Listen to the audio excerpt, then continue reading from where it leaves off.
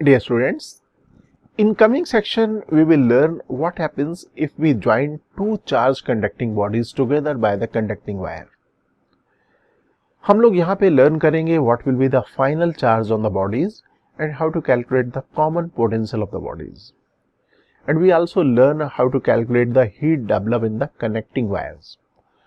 तो यहाँ पे हम लोग लर्न करने जा रहे हैं कि अगर दो कंडक्टिंग चार्ज बॉडी को अगर हम लोग ज्वाइन कर दें किसी कंडक्टिंग वायर के थ्रू, तो फाइनल चार्ज क्या होगा बॉडीज में, कॉमन पोटेंशियल कितना होगा और रिडिस्ट्रीब्यूशन ऑफ द चार्ज की वजह से जो हीट डेवलप होगी कनेक्टिंग वायर में उसे कैसे कैलकुलेट करें।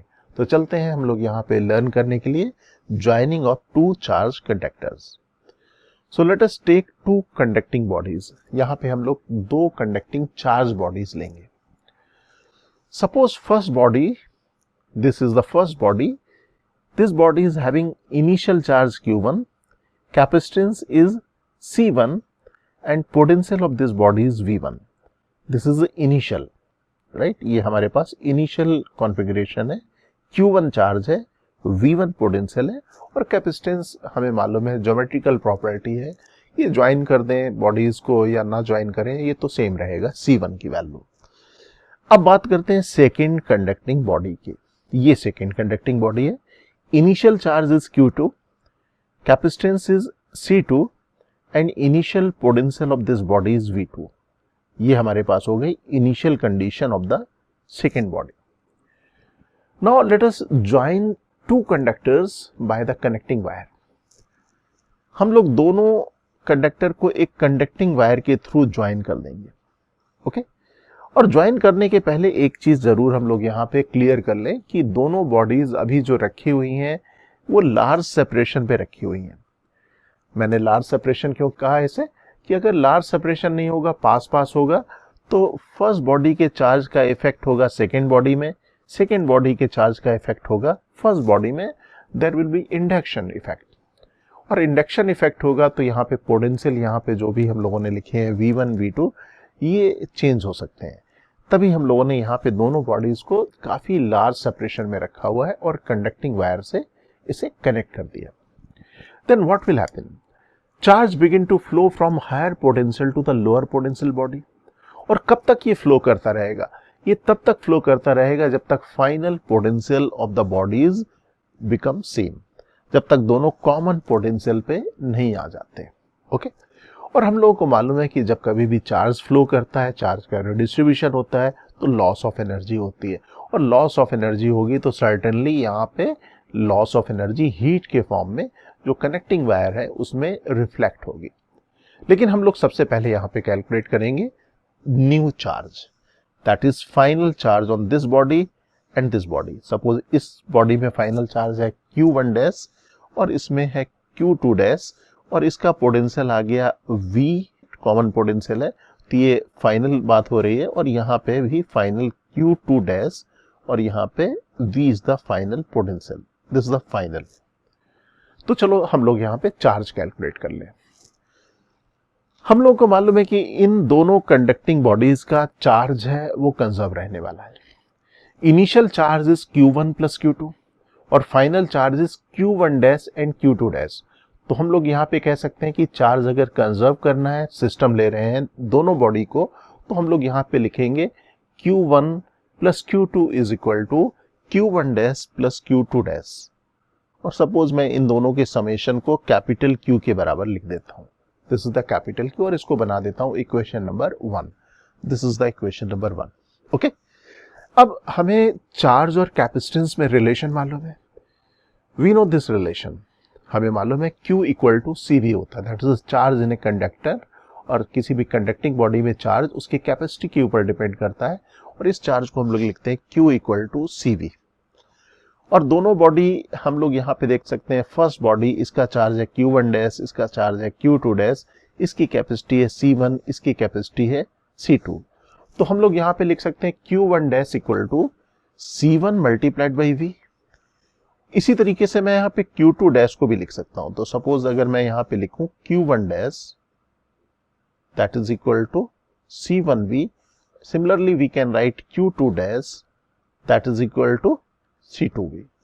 अब अगर Q1 डैश में मैं Q2 डैश यहाँ पे डिवाइड कर दूं तो राइट हैंड साइड में आ जाएगा C1V डिवाइडेड बाई C2V, और V तो हमें मालूम है कैंसिल हो जाएंगे, दोनों कॉमन है, तो ये रिलेशन आ जाएगा C1/C2, और इसको बना देता हूं equation number 2। Okay, equation number first आ गई, इक्वेशन नंबर 2 आ गई। अब इक्वेशन नंबर फर्स्ट में अगर मैं चलूं तो मैं यहां पे Q1 का रिलेशन लिख सकता हूं, Q1 dash that is equal to Q2 dash multiplication C1/C2। Okay, अब ये Q1 डैश की वैल्यू अगर मैं यहां सब्स्टिट्यूट कर दूं तो मुझे Q2 डैश की वैल्यू मालूम हो जाएगी। So let us substitute the value of Q1 dash. Second equation से हम लोग यहाँ पे Q1 डैश की वैल्यू इक्वेशन नंबर 1 में सब्स्टिट्यूट कर दें, तो ये मेरे पास आएगा आफ्टर सब्स्टिट्यूशन, और यहां से Q2 डैश मिल जाएगा।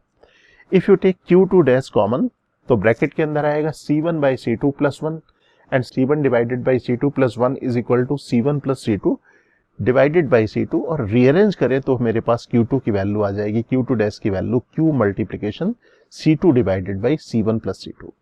ओके, अब यहाँ पे अगर मैं इस इक्वेशन में फिर से सब्स्टिट्यूट कर दूं, because Q1 dash is equal to Q2 dash multiplied by C1/C2, तो अगर मैं वैल्यू रखता हूं तो मेरे पास आ जाएगी Q1 डैश की वैल्यू, और Q1 डैश की value Q divided by C1 divided by C1 plus C2। These are the final charge on the bodies. अब कॉमन पोटेंशियल की बात कर लें, तो let us write the new potential और common potential. We know common potential is V। Common potential में अगर मैं इसको रिलेट करना चाहूं चार्ज को, तो we can write this relation. मेरे पास ये रिलेशन होगा Q1 dash equal to C1 multiplied by V। Similarly we can write Q2 dash equal to C2 multiplied by V। तो मैं V का रिलेशन ये भी लिख सकता हूं, V equal to Q1 dash divided by C1। We can write this relation also, V is equal to Q2 dash divided by C2। Okay, मैं यहाँ पे किसी भी तरीके से कॉमन पोटेंशियल का रिलेशन लिख सकता हूँ। So this is the common potential relation. We know the value of Q1 dash and Q2 dash, दोनों की वैल्यू हम लोग कैलकुलेट कर चुके हैं यहाँ पे और यहाँ पे, चाहे मैं Q1 डैश ले लूँ या Q2 डैश ले लूँ, दोनों से वैल्यू आ जाएगी। So let us take this value Q1 dash equal to Q multiplication C1 divided by C1 plus C2, यहाँ पे मैं इस रिलेशन में रख देता हूँ। ओके, C1 यहाँ पे कैंसिल आउट हो जाएंगे, और ये आ जाएगा Q divided by C1 plus C2, और हमें मालूम है Q was the total charge. We have written this relation in equation number 1, capital Q is equal to Q1 plus Q2। तो अगर मैं यहाँ पे सब्स्टिट्यूट कर दूं तो ये रिलेशन आ जाएगा Q1 plus Q2 divided by C1 plus C2। Q1 plus Q2 was the total charge, so this relation will become total charge divided by total capacitance. Total charge is Q1 plus Q2 and total capacitance is C1 and C2 का summation. इसको आप ऐसे भी लिख सकते हो, Q1 dash plus Q2 dash divided by C1 plus C2। This is the common potential. Okay, अब ये जो रिलेशन है हमारे पास, Q1 का जो रिलेशन है, आपको मालूम है कि initially we have potential V1, that means we can write this is equal to C1 V1 and we can write this equal to C2 V2. That means we can write capital V is equal to C1 V1 plus C2 V2 overall divided by C1 plus C2. तो ये आ गया common potential of the bodies, चाहे body 1 का potential कह दें या body number 2 का पोटेंशियल कह दें। ओके, अब हम लोग यहाँ पे कैलकुलेट करते हैं कि what will B heat loss, और अगर हीट लॉस अगर कैलकुलेट करना है तो हमें कैलकुलेट करना पड़ेगा initial energy stored and final energy stored. Initial energy stored हम लोग यहाँ पे बॉडी नंबर 1 और बॉडी नंबर 2 का कैलकुलेट कर सकते हैं। We know the potential of the body number 1 is V1 before joining, so energy stored in this body is equal to half C1 V square, and energy stored initially is C2 V2 square. तो ये मेरे पास आ जाएगा initial energy stored in the system before connection of the wire, that is 1/2 C1 V1 square plus 1/2 C2 V2 square. Finally, both bodies reach to the common potential capital V. Common potential capital V हो गया. Total capacitance is C1 plus C2. That means total energy, that is final energy, should be equal to 1/2 C1 plus C2 multiplied by V square, क्योंकि formula हमारे पास है 1/2 CV square and C is the total capacitance, that is a summation of C1 and C2 multiplied by V square. तो ये आ जाएगा final energy stored. अब initial energy भी मालूम है, फाइनल एनर्जी भी मालूम है. Now we are in position to calculate the energy loss, and this energy loss is nothing but heat developed in the connecting wire. तो अब कैलकुलेट करते हैं एनर्जी लॉस. अब बैटरी तो कनेक्टेड नहीं है सिस्टम में, और सिस्टम में अगर बैटरी कनेक्टेड नहीं है तो energy loss will be equal to final और जो इनिशियल पोटेंशियल एनर्जी है उनका difference. Initial potential energy certainly ज्यादा होगी क्योंकि लॉस हुआ है. फाइनल पोटेंशियल एनर्जी के कंपैरिजन में इनिशियल पोटेंशियल एनर्जी ज्यादा होगी. तो अगर मुझे यहाँ पे मालूम करना है एनर्जी लॉस, तो मैं यहाँ पे इनिशियल पोटेंशियल एनर्जी से फाइनल पोटेंशियल एनर्जी को सब्ट्रैक्ट करूंगा. तभी मैंने लिख दिया U1 minus U initial minus U final. Okay, and U initial is equal to 1/2 C1 V1 square plus 1/2 C2 V2 square, और फाइनल वैल्यू ये है तो मैं यहाँ पे कॉपी करके लिख देता हूं, ये हो गई initial minus this is the final. Okay, अब final potential capital V, we have this relation. हमारे पास कैपिटल V का रिलेशन ये आया था C1 V1 plus C2 V2 divided by C1 plus C2. अब मैं अगर यहाँ पे वैल्यू सब्स्टिट्यूट कर दूं कैपिटल V की, राइट, ये मेरे पास कैपिटल V की वैल्यू हुई, इसको अगर मैं सब्स्टिट्यूट कर दूंगा तो मेरे पास डेल्टा U की वैल्यू आ जाएगी. लेकिन अब इस रिलेशन को हमें सिंप्लीफाई करना होगा. इस रिलेशन को सिंप्लीफाई करने के लिए हम लोग देख सकते हैं here is C1 plus C2 और ये C1 प्लस C2 का होल स्क्वायर है, तो यहाँ पे डिनोमिनेटर में आ जाएगा C1 प्लस C2. अब मैं इस रिलेशन को लिख लेता हूं, ये मेरे पास आ गया ये रिलेशन. ओके, अब इसे थोड़ा सा रीअरेंज कर लें. इसको मैंने इस तरह से रीअरेंज कर लिया. मैंने यहाँ पे 1/2 C1 प्लस C2 कॉमन ले लिया, तो ब्रैकेट के अंदर आ जाएगा C1 V1 square plus C2 V2 square, C1 plus C2 minus C1 V1 plus C2 V2 whole square. Right, ये मैंने यहाँ पे 1/2 C1 प्लस C2 मैंने कॉमन ले लिया. इस एक्सप्रेशन को मैं कॉपी कर लेता हूं नेक्स्ट पेज में. यहां पे मैंने कॉपी कर लिया. अब अगर मैं मल्टीप्लाई कर दूं C1 से पहले और फिर C2 से इस वाले रिलेशन में, तो मेरे पास ये रिलेशन आएगा. C1 से मल्टीप्लाई किया तो C1 square V1 square, C2 से मल्टीप्लाई किया तो C2 square V2 square. Right, और फिर मेरे पास ये रिलेशन आ जाएगा इस तरह से. ओके, अब further simplification will be like this. मैं यहाँ पे स्टेप्स लिख दे रहा हूँ, कैलकुलेशन आप करके देख लीजिएगा. तो next relation will be like this. अब यहाँ पे C1 C2 मैं कॉमन ले लेता हूँ. यहाँ पे C1 C2 V1 square plus C1 C2 V2 square minus 2 C1 C2 V1 V2. सभी जगह C1 C2 मल्टीप्लीकेशन में लिखा हुआ है, इसलिए मैं इसको इधर पे कॉमन ले लेता हूँ. ये आ जाएगा V1 square plus V2 square minus 2 V1 V2. और ये जो ब्रैकेट का टर्म है we know this is V1 minus V2 whole square.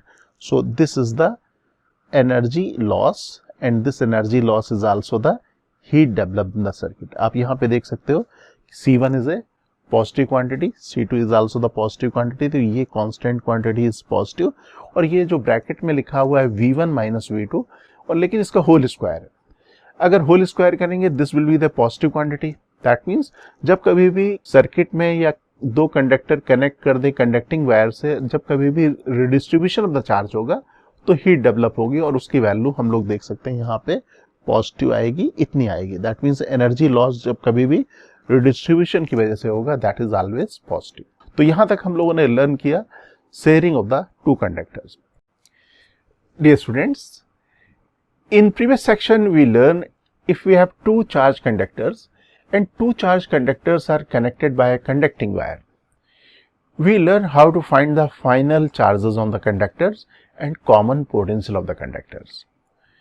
We discussed all theoretical aspects of the concept. Now we will learn application, practical application of the concept, and this application we will learn through some selected illustrations. So let us move to illustration section.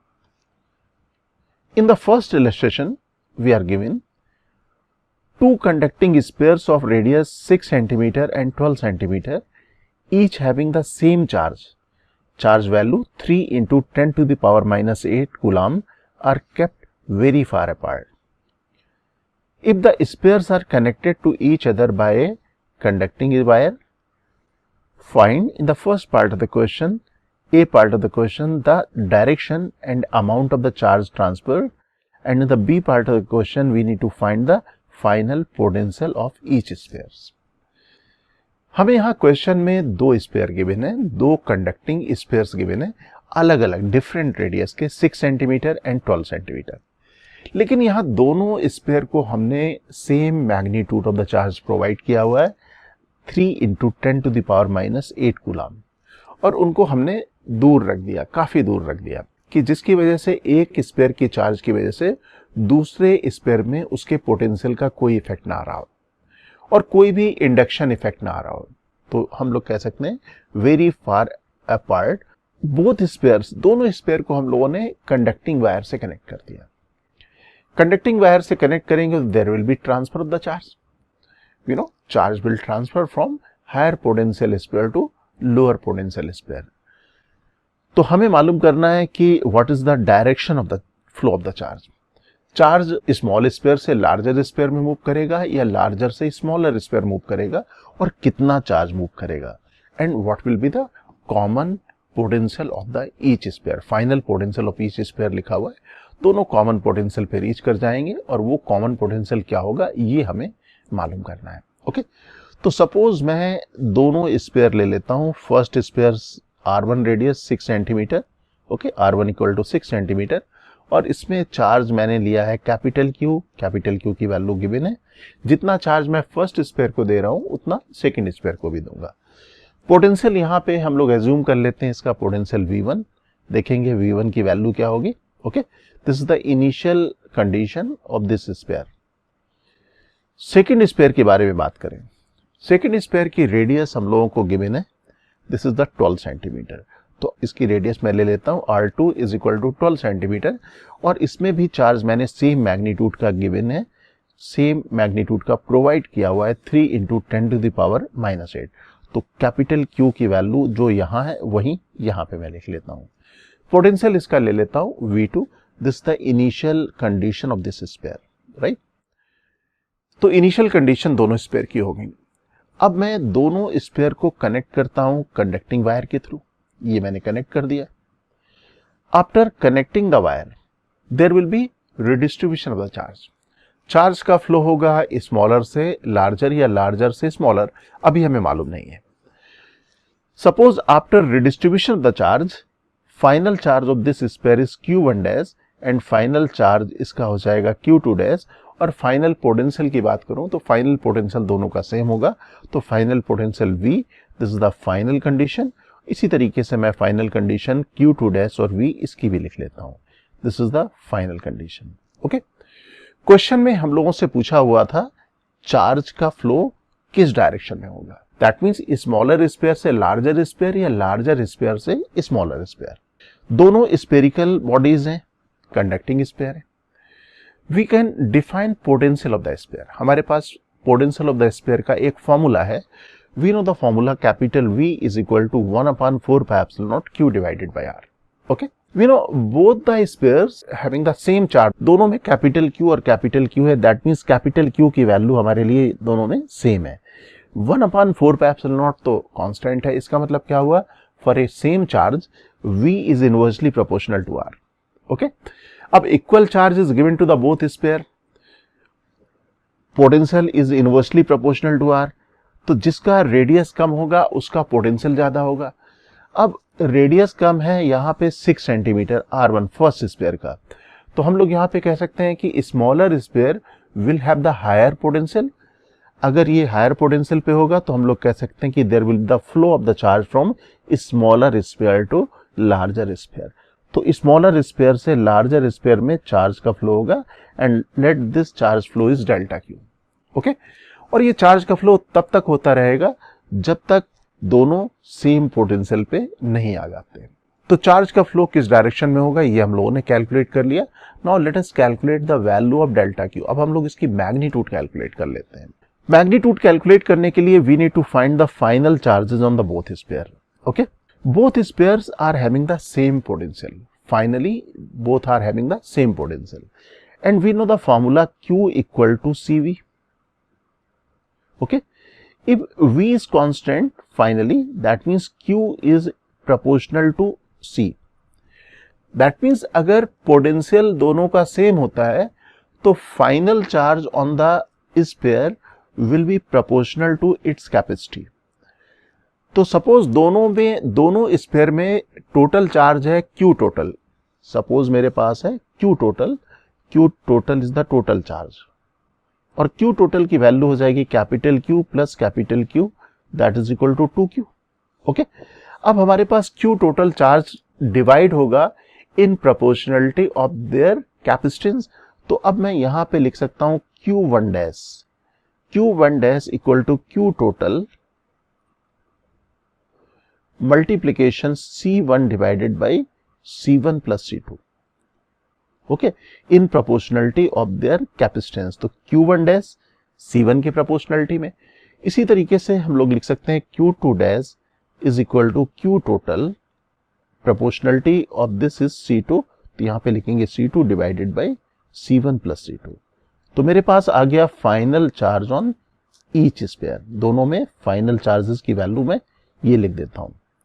These are the final charges. Okay, and we know these are the sphere. ये हमारे पास conducting sphere है, radius है R1 और R2। और conducting sphere अगर हमारे पास है तो कैपेसिटी ऑफ द स्पेयर हमारे पास फॉर्मूला है, वो फॉर्मूला है Q equal to 4πε0R। This is the formula for the capacity of sphere. That means capacity of the sphere is directly proportional to capital R। तो यहां पे जो मैंने C लिखा हुआ है उसकी जगह मैं R लिख सकता हूं। That means C1 is proportional to R1, C2 is proportional to R2। That means final charge अगर मैं लिखना चाह रहा हूं तो in place of C1 C2 we can write R1 R2। तो अब मैं यहां पे फाइनल चार्ज लिख लेता हूं Q1 dash is equal to Q total bracket from R1 divided by R1 plus R2 in place of C1 and C2। Similarly we can write Q2 dash, Q2 dash is equal to Q total and multiplication में bracket में R2 divided by R1 plus R2। Okay, अब Q total की value है Q plus Q, that is 2Q। Q की value है 3 into 10 to the power -8, तो ये हो जाएगा 3 plus 3 multiplied by 10 to the power -8। यहाँ पे Q टोटल की जगह R1 is equal to 6 centimetre and R2 equal to 12 centimetre. मैं यहाँ पे वैल्यू रख देता हूँ, और अगर इसे हम लोग सॉल्व करेंगे, after solving will get this value 2 into 10 to the power -8 coulomb. Similarly Q2 dash that is the final charge on the second sphere will be equal to 3 plus 3 into 10 to the power -8 multiplication 12 divided by 6 plus 12। और इसको अगर हम लोग solve करेंगे, simple multiply कर दें 2 से, तो यह आ जाएगा 4 into 10 to the power -8 coulomb. तो ये मेरे पास आ गया फाइनल चार्जेस। लेकिन हमें मालूम करना है कि कितना चार्ज ट्रांसफर होगा स्मॉलर स्पेयर से लार्जर स्पेयर, डेल्टा क्यू की वैल्यू। तो डेल्टा क्यू की वैल्यू हो जाएगी initial charge capital Q minus Q1 dash, that is initial charge minus final charge, दोनों का डिफरेंस लेंगे, that will be equal to the charge transfer. तो charge transfer की value capital Q that is the initial charge minus final charge. Initial charge की value मालूम है 3 into 10 to the power -8, final charge on this equal to 2 into 10 to the power -8, subtract कर देते हैं, और after subtraction will get 1 into 10 to the power -8 coulomb. तो हम लोग कह सकते हैं 1 into 10 to the power -8 coulomb charge will transfer from smaller sphere to larger sphere. Okay, अब हमें सेकेंड पार्ट में चलना है। सेकेंड पार्ट में मुझे कैलकुलेट करना है final potential of the each sphere. Final potential of the each sphere मालूम करने का मतलब क्या हुआ, potential of the first sphere या सेकंड स्पेयर, किसी का भी कैलकुलेट कर लें। Now we know the charges, final charges on each sphere. तो फॉर्मूला हमारे पास स्पेयर के पोटेंशियल का है 1/4πε0 Q डिवाइडेड बाय R। तो अब हम लोग यहाँ पे कैलकुलेट कर लेते हैं। Okay, final potential on the both sphere will be equal. तो फॉर्मूला हमारे पास है 1/4 pi epsilon naught Q divided by R. Okay, first sphere का चार्ज हमें मालूम है फाइनल 2 × 10⁻⁸, रेडियस भी हम लोग को मालूम है, radius is equal to 6 centimetre, और 1/4 पाई एप्सिलॉन नॉट की जगह 9 × 10⁹ रख देंगे। तो यहाँ पे वैल्यू रखें, after calculation will get this value 3 × 10⁻³ volt, इसको हम लोग किलो वोल्ट लिख लेते हैं, तो 3 किलो वोल्ट। तो अब हम लोग कह सकते हैं कि after sharing the charges, after connecting the spheres by the conducting wire, the potential will be the same, and same potential is equal to V1 dash equal to V2 dash equal to V, and this is equal to 3 kilovolt. ये final हमारे पास आ जाएगा 3 kilovolt. Okay, now let us move to next illustration. In this illustration it is given a solid conducting sphere of radius 10 centimeter is enclosed by a thin metallic cell of radius 20 centimeter. A charge small q equal to 20 microcoulomb is given to the inner sphere. Find the heat generated in the process. The inner sphere is connected to the cell by a conducting wire. एक हमारे पास solid sphere था, solid conducting sphere था 10 centimetre radius का, और उसको हमने enclose कर दिया मेटलिक सेल से 20 सेंटीमीटर की रेडियस से। ओके, दोनों के सेंटर सेम है, दैट मीन्स दोनों, ये कंडक्टिंग स्फीयर हो या मेटलिक सेल हो, दोनों कॉन्सेंट्रिक है। इनर स्फीयर को हम लोगों ने चार्ज प्रोवाइड किया है 20 माइक्रोकूलम, इनर को हम लोगों ने प्रोवाइड किया 20 microcoulomb, and this charge will appear on the outer surface of the solid conducting sphere.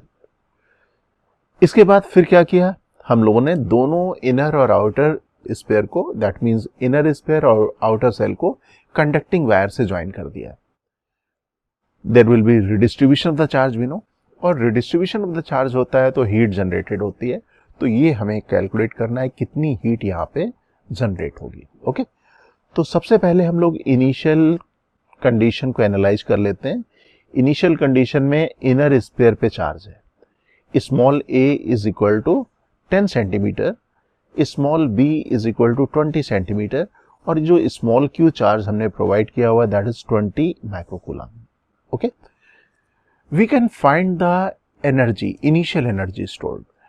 Initial electrostatic energy stored हम लोग कैलकुलेट कर सकते हैं, that is the summation of the potential energy of the inner sphere plus cell, दोनों की potential energy का summation होगा। Okay, UA that is the potential energy corresponding to this inner sphere, UB is the potential energy corresponding to the cell। लेकिन हम लोग को मालूम है कि जो सेल है उसमें कोई भी चार्ज नहीं है, सेल में नेट चार्ज 0 होगा। अगर इंडक्शन भी होगा तो यहाँ पे नेगेटिव चार्ज आएगा इस सरफेस में सभी जगह, और उतना ही यहाँ पे पॉजिटिव चार्ज आ जाएगा। That means net charge on the shell equal to 0, और net charge on the shell equal to 0 होने का मतलब क्या हुआ, potential energy of the shell B is equal to 0, तो UB की वैल्यू हमारे पास यहाँ पे आ जाएगी 0। Okay, now we have the formula for calculating the potential energy store in the conductor और capacitor, that is equal to Q square divided by 2C। अब हमें कैलकुलेट करना है केवल A स्फीयर की potential energy, and sphere A is spherical, and we know the capacity of the spherical sphere और conductor 4 pi epsilon naught R, R equal to small a, ये value रख देता हूं, तो ये आ जाएगा Q square divided by 8 pi epsilon naught A। This is the potential energy initially. Okay, अब हम लोग दोनों को कनेक्ट कर देंगे, इनर स्फीयर को और आउटर सेल को अगर हम लोग कनेक्ट कर देंगे, and we know charge will transfer from the inner sphere to outer shell. अगर हम लोग कनेक्ट करेंगे तो charge will reside on the outer surface of this shell, पूरा चार्ज यहाँ पे ट्रांसफर हो जाएगा इस तरह से। ओके, अब हम लोग यहाँ पे कैलकुलेट कर लें कि what is the final energy store. Final energy कितनी स्टोर होगी, final energy again summation of the potential energy of the sphere A plus potential energy of the sphere B, तो फाइनल एनर्जी UA और UB दोनों का summation. And in this case you can observe here net charge on the inner sphere is equal to 0, that means UA should be equal to 0, और जितना भी charge होगा अब ये आउटर सेल में चला जाएगा। दैट मीन्स हमें यहाँ पे यू बी कैलकुलेट करना होगा, यू ए की वैल्यू यहाँ पे 0 आ जाएगी। एंड यू बी कैलकुलेट करने के लिए this is a spherical shell, और स्पेरिकल सेल हो या स्फीयर हो, उसकी कैपेसिटी हम लोगों को मालूम होती है 4 पाई एप्सिलॉन नॉट आर। तो हम लोग यहाँ पे लिख सकते हैं Q square divided by 2c, और c value is equal to 4 pi epsilon naught b, because b is the radius of the shell. So this value is Q square divided by 8 pi epsilon naught b, ये value आ जाएगी। This is the final potential energy stored. Now let us calculate heat generated. Heat generated हमेशा positive होती है, and we know initial energy हमारे पास है, इसकी रेडियस कम है तो ये ज्यादा है, right, small a is less than small b, तो ये ज्यादा है। दैट मीन्स हीट जनरेटेड अगर हम लोग कैलकुलेट करेंगे तो इनिशियल पोटेंशियल एनर्जी में सब्ट्रैक्ट कर देंगे final potential energy. That means we need to subtract u initial minus u final. Okay, ये हमें करना होगा।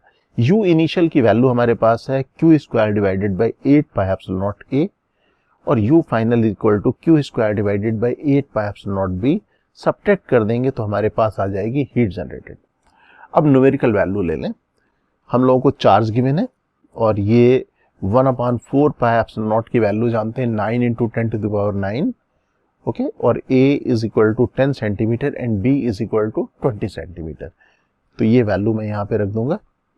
ओके, अगर ये वैल्यू रखेंगे और इसे अगर कैलकुलेट कर लेंगे, मैं यहाँ पे कैलकुलेशन स्टेप्स नहीं दिखला रहा हूँ, अगर कैलकुलेट करेंगे तो ये वैल्यू आ जाएगी 9 joule. That means 9 joule will be heat appear in this conducting wire और कनेक्टिंग वायर। जो भी इनर और आउटर सेल को कनेक्ट कर रहे होंगे, इनर स्पेयर को आउटर सेल से कनेक्ट कर रहे होंगे, उस वायर में 9 जूल हीट डेवलप होगी या जनरेट होगी। Okay dear students, in previous section we learned, suppose we have two charge conducting bodies, and if we connect the bodies by conducting wire, there will be redistribution of the charge, and after redistribution both conductor will reach to the common potential. We learn how to calculate this common potential. We also discuss how to find the final charges on the bodies, and we also learn how to calculate the heat developed in the circuit. Now in coming section we will discuss what happens if we join two charged capacitors. अगर हम लोग दो charge capacitor को connect कर दें आपस में तो क्या होगा, हम लोग इसके बारे में डिस्कस करने वाले हैं। That means what will be the final charge on the each capacitor, what will be the common potential difference across the capacitors, और सर्किट में हीट डेवलप कैसे कैलकुलेट करें। तो चलते हैं डिस्कस करने के लिए distribution the charge on connecting to charge capacitors. Suppose we have two charge capacitors C1 and C2. C1 is having charge Q1 and C2 is having charge Q2, right? आप यहाँ diagram में, circuit diagram में देख सकते हो, this circuit diagram is not initially complete. ये close circuit नहीं है, बिकॉज ये की और ये की दोनों की यहाँ पे इनिशियली एट ओपन पोजीशन। अगर ये दोनों की ओपन पोजीशन में सर्किट कंप्लीट नहीं होगा, और सर्किट अगर कंप्लीट नहीं होगा तो हम लोग कह सकते हैं both capacitors are acting as an isolated capacitors. ये दोनों आइसोलेटेड कैपेसिटर की तरह से एक्ट कर रहे हैं। नाउ दिस की इज क्लोज्ड। अब मैं की को कर देता हूं क्लोज, और की को जैसे ही क्लोज करूंगा there will be redistribution of the charge, और रिडिस्ट्रीब्यूशन ऑफ द चार्ज होगा तो चार्ज इस कैपेसिटर और इस कैपेसिटर दोनों में चेंज हो जाएगा। And let us assume the final charge on this capacitor is Q1 dash and final charge on this capacitor is Q2 dash. Okay, and after redistribution of the charge, the potential difference across the both capacitor will be same. Let us call this potential difference across this capacitor and this capacitor, both capacitor के across capital V is the potential difference. That's the final potential difference across the capacitor. अब अगर आप यहाँ पे एक system consider करो, suppose मैं ये एक क्लोज सिस्टम कंसीडर करता हूं। इस क्लोज सिस्टम में you can observe here the left plate of both capacitors are connected. अगर आप इस पूरे सिस्टम को डिटैच कर लो रिमेनिंग ऑफ द सर्किट से तो ये अलग चला जाएगा। You can say this system is not connected with the other part of the circuit. We can call this system as an isolated system. ये हमारा हो जाएगा isolated system. That means we can isolate this system from remaining part of the circuit. और isolated system में charge हमेशा conserve रहता है। Initial charge on this isolated system was Q1 plus Q2। Initial charge इसकी left plate में था Q1 plus Q1 और इसकी भी लेफ्ट प्लेट में था प्लस Q2। तो इनिशियल चार्ज था आइसोलेटेड सिस्टम में Q1 plus Q2। Final charge on this isolated system is Q1 dash plus Q2 dash. तो कंजर्व कर देते हैं यहां पे चार्ज, ये आ जाएगा Q1 plus Q2 equal to Q1 dash plus Q2 dash. Okay, final potential difference जैसा अभी हम लोगों ने डिस्कस किया that is V। That means we can define this charge Q1 dash in term of the capacitance and final potential difference। potential difference V है तो हम लोग यहाँ पे लिख देंगे C1 multiplied by V। this is the value of Q1 dash। similarly we can assign the value of Q2 dash as C2 multiplied by V। अब मैं यहाँ पे लिख देता हूँ C1V plus C2V। From this relation we can find the final potential difference across each capacitor। V is equal to Q1 plus Q2 divided by C1 plus C2। ये हमारे पास आ जाएगा कॉमन पोटेंशियल डिफरेंस। ओके, और अगर आप इस relation को कंपेयर करो, जब हमने दो चार्ज कंडक्टिंग बॉडी को कनेक्ट किया था तो common potential of the connecting body हमारे पास यही आया था, total charge divided by total capacitance. Total charge is Q1 plus Q2, total capacitance is C1 plus C2। Okay, suppose initial potential difference across the first capacitor was C1। second capacitor के across potential difference suppose था C2। so here we can write Q1 is equal to C1V1 and Q2 is equal to C2V2। so this relation will become C1V1 plus C2V2 divided by C1 plus C2। और ये relation भी अगर आप compare करोगे तो exactly same है जो हमने दो conducting body, charge conducting body को कनेक्ट किया था, कॉमन पोटेंशियल उनका भी इतना ही आया था। ओके, अब हम लोग बात करते हैं what will be the final charges on the capacitor C1 and C2। अब हम लोग इसके चार्ज को लिख सकते हैं, we can write Q1 dash. Q1 dash is equal to capacitance multiplied by potential difference, because formula है Q इक्वल टू CV। तो यहां पे हम लोग Q1 डैश की वैल्यू कैलकुलेट कर लें, लिखेंगे C1 multiplied by V। V की वैल्यू हमारे पास है, V की वैल्यू मैं अगर यहां रख दूं Q1 plus Q2 divided by C1 plus C2 में रख देता हूं V की वैल्यू, और इसको थोड़ा सा रीअरेंज कर लें तो ये वैल्यू आ जाएगी Q1 plus Q2 multiplied by C1 divided by C1 plus C2। Similarly, we can find the final charge on the capacitor number 2, that is C2। this is equal to Q2 dash and Q2 dash is equal to C2 multiplied by V, and V is equal to, we have this expression Q1 plus Q2 divided by C1 plus C2। यहाँ value substitute कर देते हैं, इसको भी कर लेते हैं rearrange.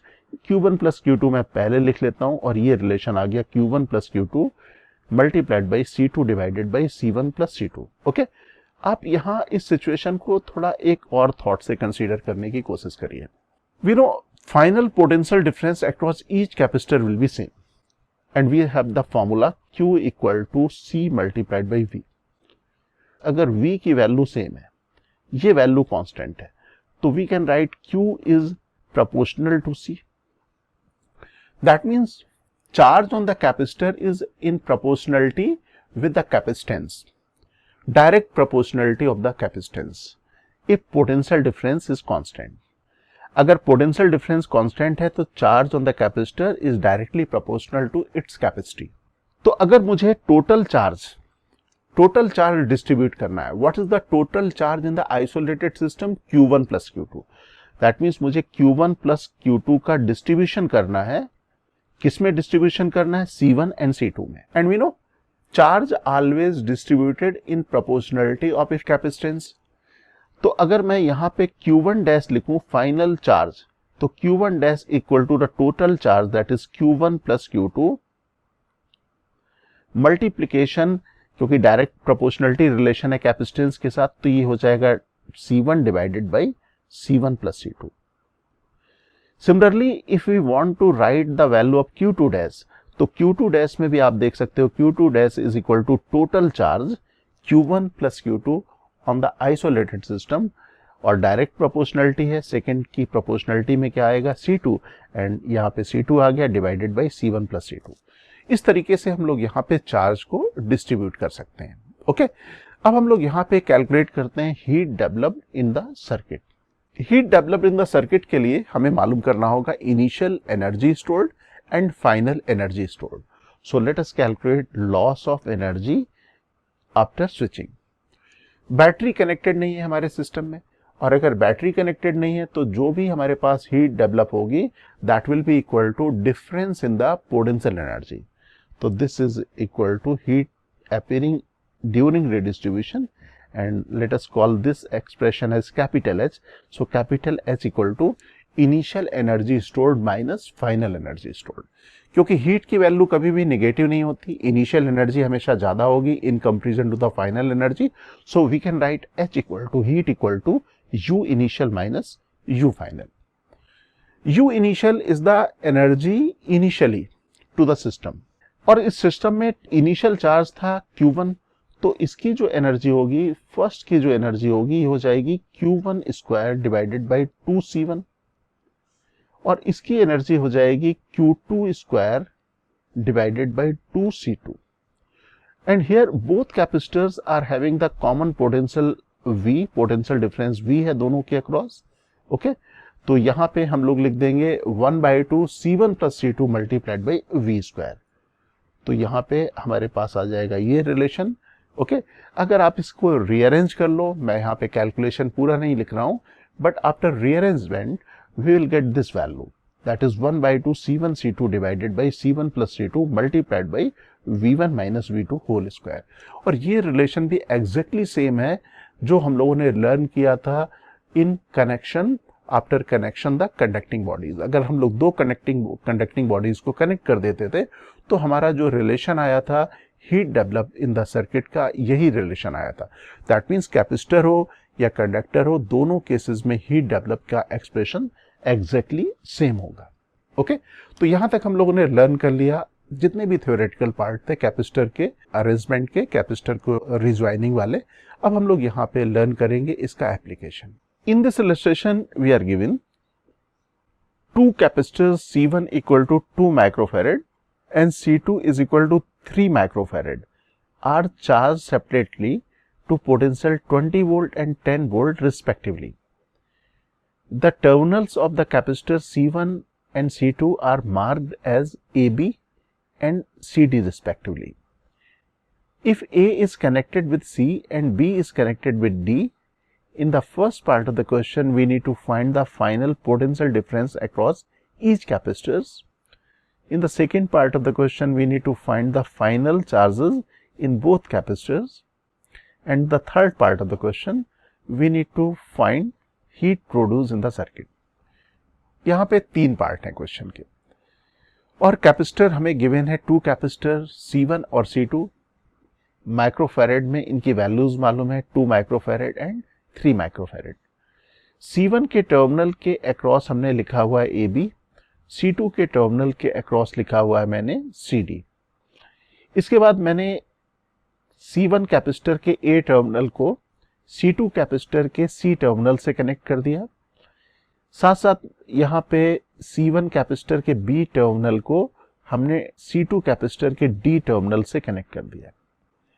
Charge का रिडिस्ट्रीब्यूशन होगा, और रिडिस्ट्रीब्यूशन होगा तो फाइनल पोटेंशियल में पहुंचेगा सिस्टम।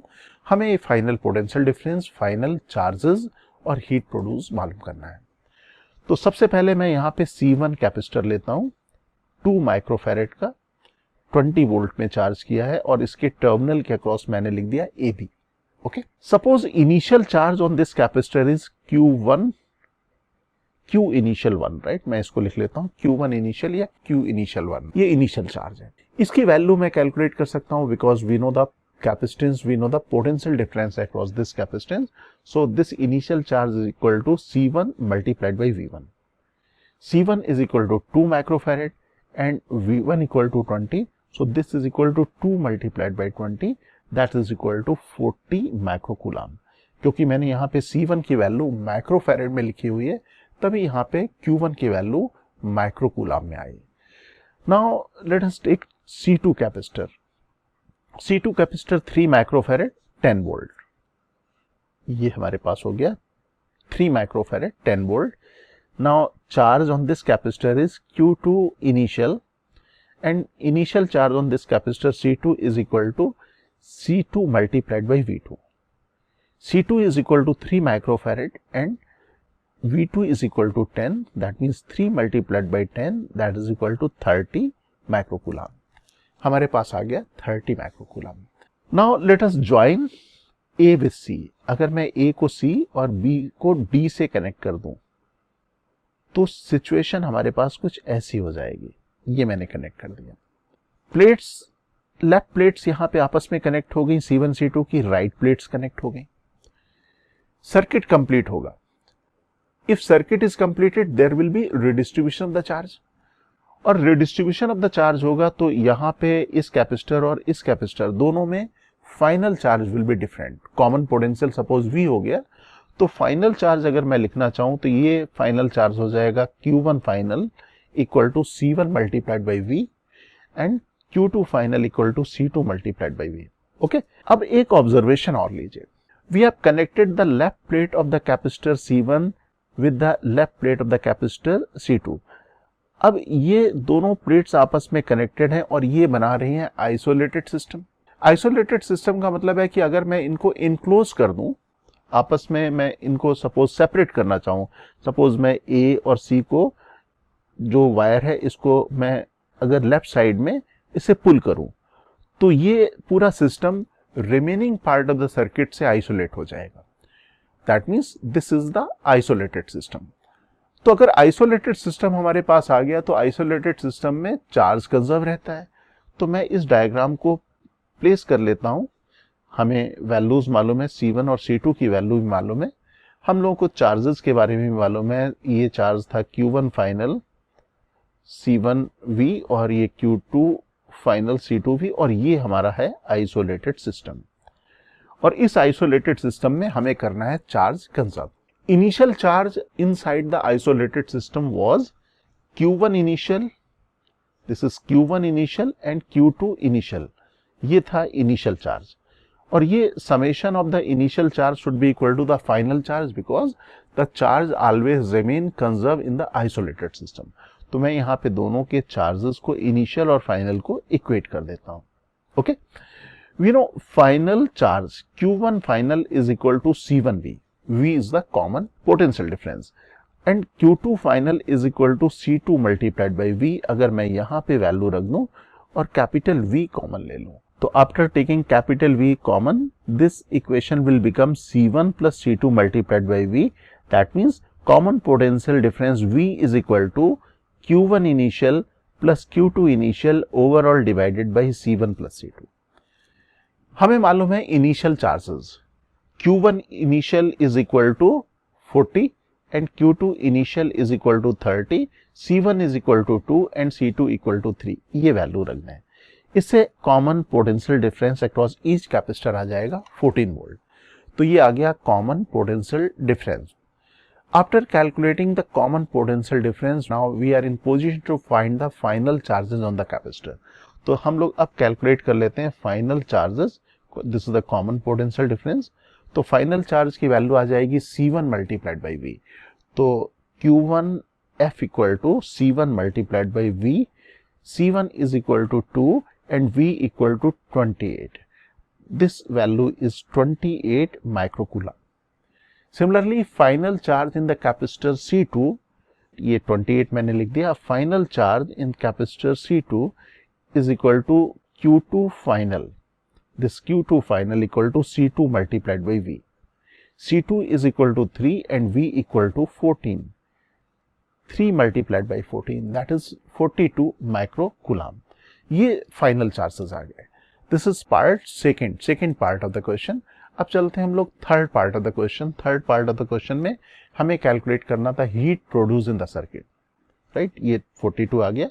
अब कैलकुलेट करेंगे हीट प्रोड्यूस. ये मैंने चार्जेस की वैल्यू लिखनी फाइनल. अब यहाँ पे मैंने ये इनिशियल सिचुएशन ड्रॉ कर ली जब मैंने ज्वाइन नहीं किया था. इनिशियल कंडीशन मैंने इसलिए ज्वाइन कर ली कि अगर मैं इनिशियल कंडीशन देखूंगा तो we can find the initial energy stored in the capacitors. इसमें भी और इसमें भी we know the C1 and V1, C2V2 initial energy हमें मिल जाएगी। And this is the final situation, this the final charge 28 microcoulomb and 42 microcoulomb. Okay, final potential difference भी value हम लोगों को मालूम है, दैट इज 14 वोल्ट, ये भी मालूम है। So let us find the heat produce in the circuit. This should be equal to initial potential energy of the system minus final potential energy of the system because no battery is connected to the system. Initial potential energy की बात कर लें, इसको अगर मैं V1 लिखूं, suppose I write this expression as V2, so this energy U1 is equal to half C1 V1 square and this U2 is equal to half C2 V2 square. और अगर यहाँ पे अगर लिखूं ये C1 है और ये C2 है, तो ये final energy U final is equal to 1/2 C1 plus C2 multiplication V square. तो अब मैं यहाँ पे लिख देता हूँ हीट प्रोड्यूस के लिए final expression. We know the value of C1, we know the value of C2, V1 की वैल्यू भी मालूम है, V2 की वैल्यू भी मालूम है, कैपिटल V भी मालूम है, ये मैंने न्यूमेरिकल वैल्यू रख दी। और अगर आप इसे कैलकुलेट करोगे, मैं कैलकुलेशन के स्टेप्स नहीं लिख रहा, अगर आप इसे कैलकुलेट करोगे तो फाइनल स्टेप आपके ये आएंगे 400 प्लस 150 माइनस 490 और ये आफ्टर कैलकुलेशन आ जाएगा 60 microjoule. That means 60 microjoule heat यहाँ पे सर्किट में प्रोड्यूस होगी after redistribution of the charge. Okay, now let us take one more illustration. In this illustration it is given two capacitors C1 is equal to 2 microfarad and C2 equal to 3 microfarad are charged separately to potential 20 volt and 10 volt respectively. ये है capacitor C1 and this capacitor is C2. Okay.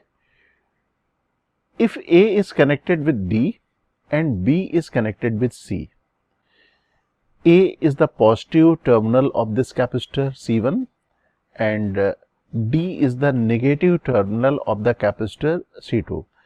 It means the positive terminal of capacitor C1, positive plate of the capacitor C1 is connected with the negative plate of the capacitor C2 and it is given B is connected with C, that means negative plate of the capacitor C1 is connected with the positive plate of the capacitor C2.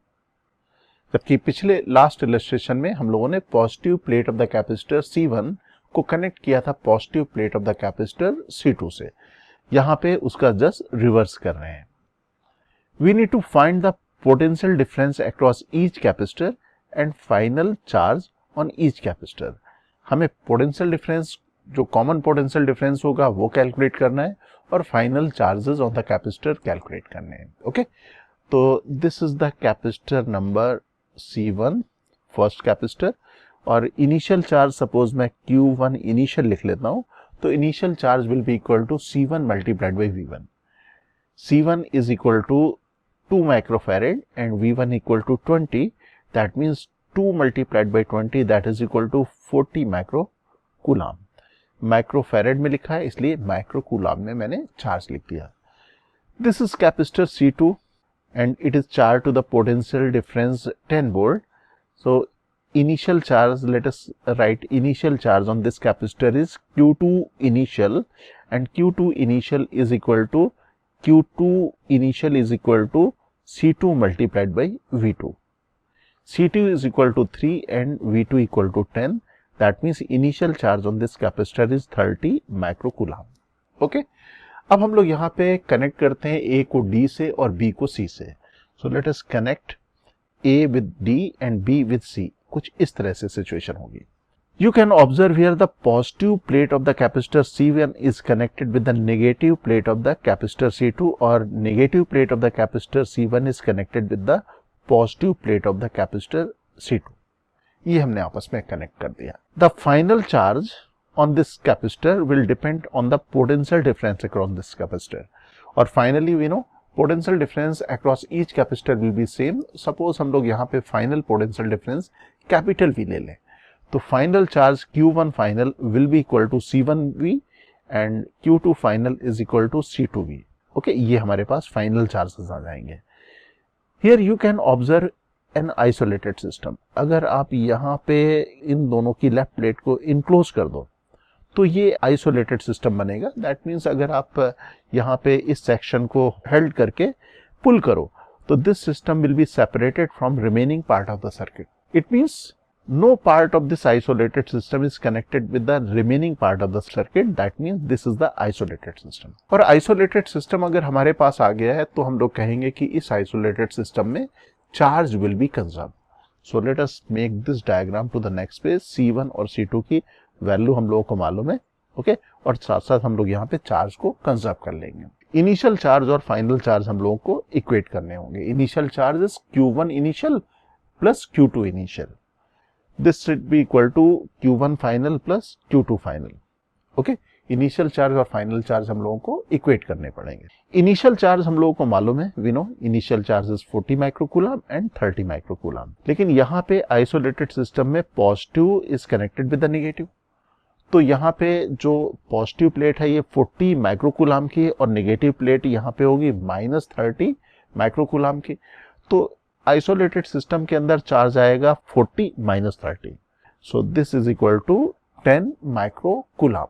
अब ये जो हमारे पास 10 microcoulomb है ये हो जाएगा final charges का summation. Final charge का समेशन आ गया and we know Q1 final is equal to C1V and Q2 final is equal to C2V।